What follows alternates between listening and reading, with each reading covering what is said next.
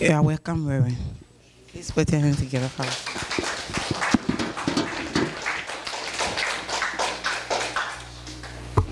Good afternoon. Thank you for a beautiful song. I didn't know Takako-san had such a beautiful voice. I've never imagined that. I was so impressed. Thank you. Okay, so today's topic of my sermon is the fragrance of heart. Not physical heart, of course. Yeah? Mental, spiritual heart. Maybe most of you know. Oh, doesn't work? Can you move on? Next slide. Maybe I don't. Oh, can you just leave it? Oh. Okay. Understand that. All right. Oh, don't do that. Okay. All right. Father said to value our life on earth, there are three criteria: heart, behaviors or actions, and words. Which means what kind of heart you had before you go to the spirit world, what kind of actions or behaviors you had on earth. And the third one is what kind of words you utter, you said on earth. And also, even Father said, you will be judged, 심판. You will be judged on these three fields in the spirit world. Often we need to be careful with our behaviors, but not only behaviors, actions. The three fields are really ones we must be concerned about in our earthly life. So I would like to talk about this, what these three criteria means to us in our life. And first, let me share a famous story from the Bible. Can you? So I have an assistant today. All right. So can you read the Bible? Yes. Here you go. Judas Iscariot and Mary. 6 days before Passover, Jesus came to Bethany, where Lazarus lived, whom Jesus had raised from the dead. Here a dinner was given in Jesus' honor. Martha served while Lazarus was among those reclining at the table with him. Then Mary took about a pint of pure nard, an expensive perfume. She poured it on Jesus' feet and wiped his feet with her hair. And the house was filled with the fragrance of the perfume. Go ahead. But one of his disciples, Judas Iscariot, who was later to betray him, objected. Why wasn't this perfume sold and the money given to the poor? It was worth a year's wages. He did not say this because he cared about the poor, but because he was a thief. As keeper of the money bag, he used to help himself to what was put into it. Leave her alone, Jesus replied. It was intended that she should save this perfume for the day of my burial. You will always have the poor among you, but you will not always have me. Okay, thank you. You can interpret in various ways, but I would like to think of this scene from just a common sense. It seems that Judas was considerable and reasonable for the sake of the poor, but his motive was greedy. And Father even said he was jealous. Judas was jealous because she was so close to Jesus. So his words were to manipulate people. Right? It seems fine, he was nice, but his motive was different. Now, this is Mary, and this is Martha, and there's a sister. There's another story about them in the Bible. I read, here you go. I read from the Bible. This is kind of short. As Jesus and his disciples were on their way, he came to a village where a woman named Martha opened her home to him. She had a sister called Mary, who sat at the Lord's feet listening to what he said. But Martha was distracted by all the preparation that had to be made. She came to Jesus and asked, "Lord, don't you care that my sister has left me to do the work by myself? Tell her to help me." "Martha, Martha," the Lord answered, "you are worried and upset about many things, but few things are needed, or indeed only one. Mary has chosen what is better, and it will not be taken away from her." You know, in our real life, all of us need to be like a Martha type figure and a Mary type figure in each occasion. But what is important in this context is what motive one has. You know, Father said heart, behaviors, and words. Judas was keeper of the money bag for Jesus. It was good. He is serving Jesus. And he sounds nice towards the poor, saying, "You should use that money for the poor." Seems good. But his motive was me-centered, the grove, and Jesus should revolve centered on him. Right? How about Martha serving Jesus, which is good. But he told Jesus, he demanded Jesus, tell my sister Mary to help me.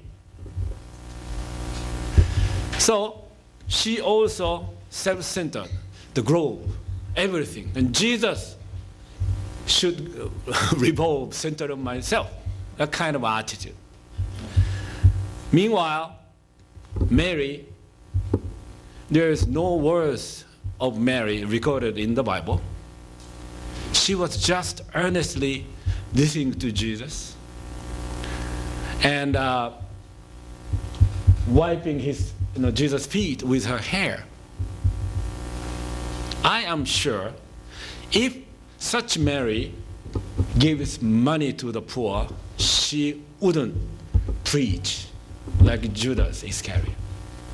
I'm sure if such Mary served Jesus, she wouldn't complain like Martha. So, Mary was earnestly listening to Jesus without helping her sister to serve Jesus. And she poured expensive oil to Jesus' feet and washed it with her hair. Meanwhile, Judah pretended to be concerned about the poor. She did it from the bottom of her heart. Why? She was grateful toward Jesus. What is the difference? Judas Iscariot served Jesus, but Mary loved him. Martha served Jesus, but Mary loved him. Now, I have a little confession today. 30-some years ago, this photo was taken. I'm here, and this is one of my spiritual daughter. And I was living at the church center every day, fundraising and witnessing together with these students. We are living together, working together. And I was assistant to, they are all, except this couple, church leader, all others are students who are living together, like a couple. And fortunately, my central figure was not on this photo, but I was kind of assistant to her because I was older and joined church first previously, before all these students. So I was assistant to my central figure. She was a full-time member then. And she always denied me and scolded me in front of others for a long time period. And I felt members felt awkward, and they felt sorry for me because sometimes, groundless reason, she always scolded me and even accused me and denied me in front of others. Have you had such experience for a long time? And one day, I thought I need to talk with her, and I went to her and said to her calmly, "Thank you for denying me always. This is good for my spiritual growth. But I think if you scold me always in front of others, it's maybe would damage the spirit of our group, our team." And she said, she's like, "Okay." But later I heard she was so shocked by what I said, whom she trusted most. Anyhow, I didn't share my conversation, with her, to anybody else. I kept it myself. But then, a couple of days later, my spiritual daughter came to me saying, "I had a scary dream." Okay, and she said, in her dream, she saw, a central figure, the female leader, and myself. And in her dream, she was looking at my bag. I'm standing like this, and my central figure there. And in her dream, I was shouting and criticizing to her. And why she was scared? My attitude. I repented. I thought, I talked to her calmly, in reality. And I thought I was thinking of the whole group. But when I heard her dream, I thought, I just wanted to defend myself. I repented. Since then, I think no matter what we say, what we do, our motive is the most important thing, I guess, in front of God. And recently I had a chance to talk with her about that dream, which she had some 30-some years ago, and she didn't remember that. So I thought, wow, God gave that education through her. She didn't remember that. So, when Father said heart, behaviors, words are the criteria to evaluate our earthly life, he means pure heart, 청심. And they means behaviors from 청심 or 효정. Words from 청심 or 효정. Father says 청심 in a hospital. And mother says 효정. Very interesting theologically, actually. Father said 청심, mother said 효정. Right? So who live with this pure heart, behaviors from heart, words from heart, it is true parent. It is true parent. Fortunately, we met them. We can learn from them. And I would say, they gave us the blessing and they gave us the truth. And still they continue to give us the education. But for me personally, the most important thing which we need to learn from true parent is their heart. And if you find heart of gold in true parent, I'd like to say, oh, you are the members now. And if you inherit that heart of gold, I would say, now you are the sons and daughters of true parents. Of course, as I said, we need to learn their words, we need to receive the blessing, but their heart means a lot to us. That's why Father said, 58 years ago, can you read the first sentence? Father said, "It is the Christ of heart that God gives to humankind." and Mother said, the second one.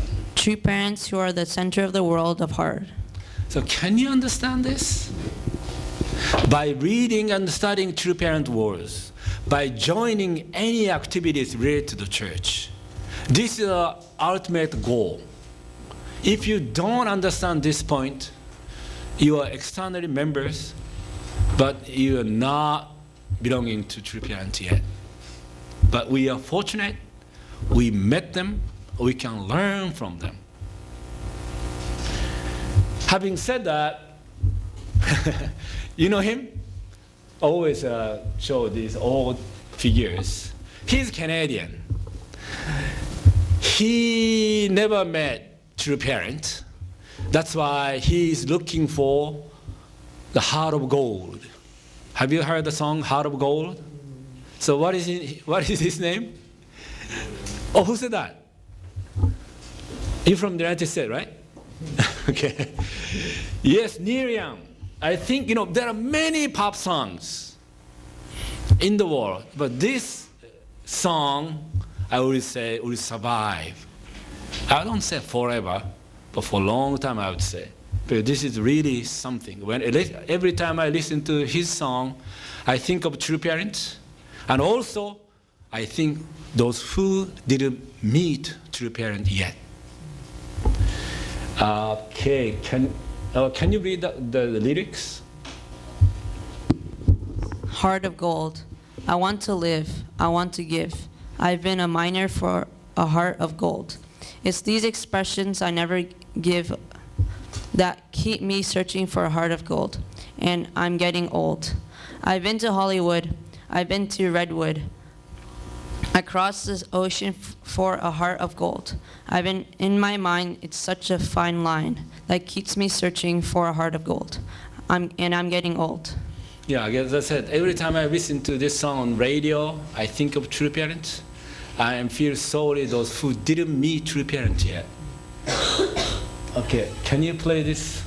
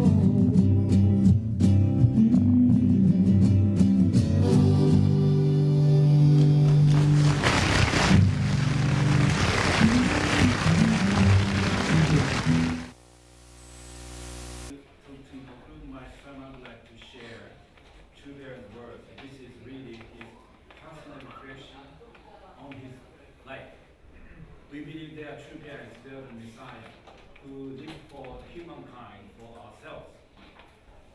But by reading these words of true parents, you understand where he's coming from, right?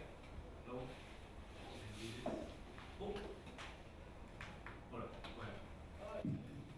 What am I fighting for as the founder of the Unification Church? It is not for making the kingdom on earth. It is in order not to feel pangs of conscience and not to lose the kingdom of heaven in my mind. That is my conclusion. See, we said peace starts with me. I would say peace starts within true parents first. So what we need to inherit and resonate true parents is their precious heart. You know, this is the most important thing we need to learn. He is not starting from God. He's not starting from somebody else. He's starting from here. He doesn't want to lose his kingdom of heaven on earth. But why he wants to help other people? Because he cannot help but happiness to keep that is trueness of him. His, his action and his word. Okay? Hands of conscience. He doesn't want to fear. And he doesn't want to lose the kingdom of heaven in himself. That is his motive. That is his motive. So we need to understand, this personal reflection, why he's been working so hard. Alright, so as we read, the Bible says when Mary took and poured the expensive oil to Jesus' feet, the house was filled with the fragrance of the perfume. I would say the fragrance was the reflection of her beautiful heart. You cannot just be naive in this secular world. You gotta be strong. You gotta be smart. And wild jungles are there.